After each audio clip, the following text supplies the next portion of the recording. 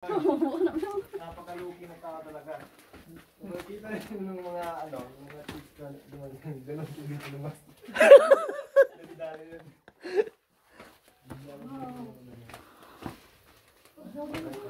Lolang baligan ni ang pakadto parang tugnaw.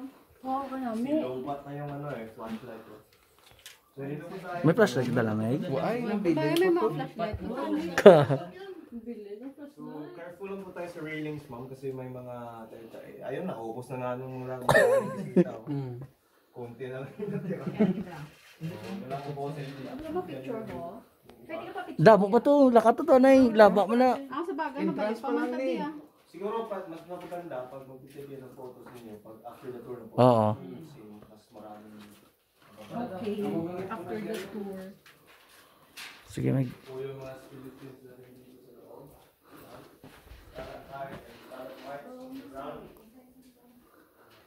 Crystal Cave. Bukod sa bato na ito. This is called translucent stone or mar. It develops like a million years old. So, nagiging ganito na. So, dagdag kaalaman po, dito po pala kumuha si Dara ng bakong nilulo. Bigyan ng isa. Sure. Pwede ka ba? Ubus na eh. Kasi ako.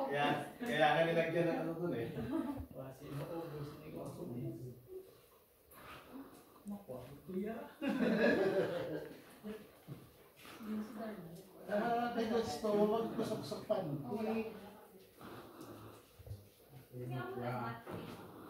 Bats? Wala pong bats dito. Since bats is highly disruptive sa lights. Yung tangin na dito na po yung mga species. Mas maraming masayaw. Ano? Mas maraming masayaw. Kasiga. Tutugal mga flashlight ang mga kusog sa ano. Ha? Ara, picture na to.